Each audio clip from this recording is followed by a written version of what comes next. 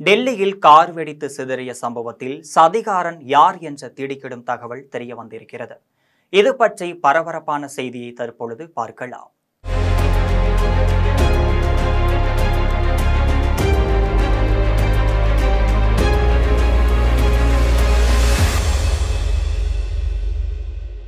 Delhi Sengottai metro rail நிலைய பகுதியில் நேற்று மாலை சரியாக 6:52 மணியளவில் ஒரு கார் சென்று கொண்டிருந்தது. அந்த கார் சிக்னல் பக்கமாக நிறுத்தப்பட்ட போது திடீரென்று வெடித்து சிதறியிருக்கிறது. இதில் இடது வலதுபுறமாக நின்ற ஏராளமான வாகனங்கள் 150 மீட்டர் தூரத்திற்கு வீசி எறியப்பட்டிருக்கின்றன. பல வாகனங்கள் தீப்பிடித்தும் எரிந்திருக்கின்றனர். இந்த சமயத்தில் ரோட்டில் சென்றவர்கள் உட்பட 13 பேர் மரணமடைந்திருக்கிறார்கள். 20 பேர் தீ காயத்துடன் மருத்துவமனையில் அனுமதிக்கப்பட்டிருக்கிறார்கள். உடனடியாக காவல்துறையினர், வெடிகுண்டு நிபுணர்கள், புலனாய்வு துறையினர் சம்பவ இடத்திற்கு விரைந்து வந்திருக்கின்றனர். உள்துறை அமைச்சர் அமித்ஷாவிற்கு தெரிவிக்கப்பட்டிருக்கிறது.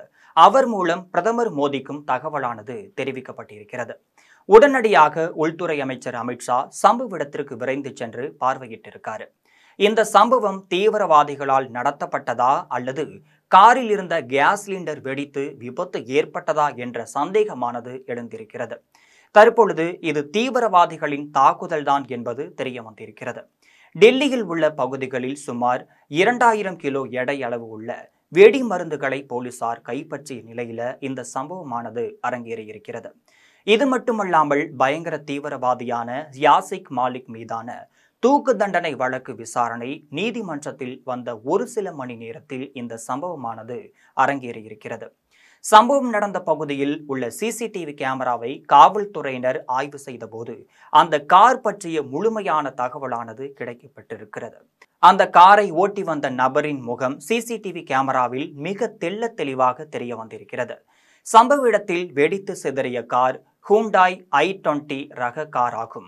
இந்த கார் செங்கோட்டை அருகே உள்ள சுனெஸ்கரி மசூதி பக்கமாக 3 மணி நேரம் நிறுத்தி வைக்கப்பட்டிருப்பதாகவும் தகவல் வெளிவந்திருக்கிறது.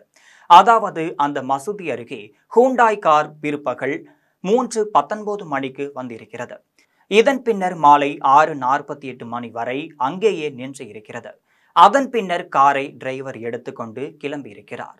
அப்பொழுது கார் டிரைவர் முகம் சிசிடிவி கேமராவில் பதிவாகி இருக்கிறது. இதன் பின்னர் அவர் ஒரு கருப்பு முகமூடியை எடுத்து அணிந்திருக்கிறார். அதுவும் அந்த சிசிடிவி கேமராவில் பதிவாகி இருக்கிறது. இதன் பின்னர் அவர் அந்த காரை எடுத்துக்கொண்டு கிளம்பி இருக்கிறார். காரை ஓட்டி சென்றவர் முகமூடி அணிந்து சென்றதால் அவர் தீவிரவாதியாக இருக்கலாம் என்று கருதப்படுகிறது. அந்த ஹூண்டாய் கார் ஹரியானா பதிவு எண்ணில் வாங்கப்பட்டிருக்கிறது. இதனை முதலாக முகமது சல்மான் என்ற இஸ்லாமியர் வாங்கியிருக்கிறார். அதன் பிறகு அந்த கார் விற்பனை செய்யப்பட்டிருக்கிறது. பல்வேறு நபர்களுக்கு அந்த கார் கைமாறி கடைசியாக ஜம்மு காஷ்மீரில் இருக்கக்கூடிய புல்வாமா பகுதியைச் சேர்ந்த நதீம் என்பவருக்கு மாற்றப்பட்டுள்ளது. அதன் பிறகு உமர் முகமது என்பவரிடம் கார் மாற்றப்பட்டிருக்கிறது. இதுபோன்று கார் கைமாறிய அனைவருமே இஸ்லாமிய மதத்தை சேர்ந்தவர்களாக இருந்திருக்கிறார்கள். தற்பொழுது காவல்துறையினர் அந்த காரை யாரெல்லாம் வைத்திருந்தார்களோ அவர்களுடைய செல்போனை தொடர்பு கொண்ட போது அனைத்து செல்போன்களுமே சுவிட்ச் ஆஃப் செய்யப்பட்டு இருக்கிறது. முதற்கட்ட விசாரணையில் இது தீவிரவாதிகளால் நடத்தப்பட்ட வெடிகுண்டு சம்பவம் என்று அதிர்ச்சி தகவல் வெளியே தெரிய வந்திருக்கிறது. அது மட்டுமல்லாமல் ஜம்மு காஷ்மீர் பகுதியைச் சேர்ந்த தீவிரவாதிகள் தான் இந்த சம்பவத்தை நடத்தியிருக்க வேண்டும் என்று தெரிய வந்திருக்கிறது. இதற்கிடையே காரை ஓட்டி வந்தவர் ஒரு டாக்டர் என்றும் அவரது பெயர் உமர் முகமது கான் என்பதும் தெரிய வந்திருக்கிறது. இவர் காஷ்மீர் அருகே உள்ள பரிதாபாத் என்ற தீவிரவாதிகள் குழுவில் ஒரு அங்கமாக இருப்பதும் தெரிய வந்திருக்கிறது. தற்பொழுது கருகிய நிலையில் அவரது உடலை காவல்துறையினர் கைப்பற்றி இருக்கின்றனர். இது தொடர்பாக போலீசார் நடத்திய தீவிர விசாரணையில் முன்னதாக காரை வாங்கியிருந்த தாரிக் என்பவர் சிக்கியிருக்கிறார். அவரிடம் காவல்துறையினர் தீவிர விசாரணை நடத்தி வருகின்றனர். காரை ஓட்டி வந்த டாக்டர் உமர் முகமது கான் ஜம்மு காஷ்மீர் தீவிரவாதிகளுடன் தொடர்புடையவர் என்பது தெரிய வந்திருக்கிறது. இவர் ஏராளமான தீவிரவாதிகளுடன் இணைந்து செயல்பட்டு இருக்கிறார்.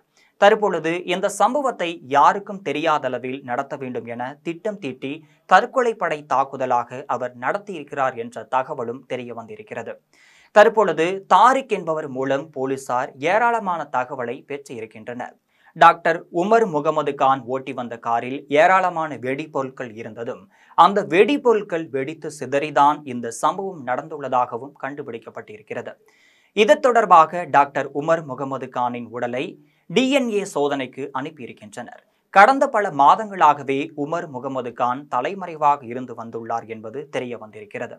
இந்த கார் முகமது சல்மான் என்பவரிடம் தொடங்கி கடைசியாக பழைய கார் டீலரான ராயல் கார் ஜோன் என்பவருக்கு விற்கப்பட்டிருக்கிறது.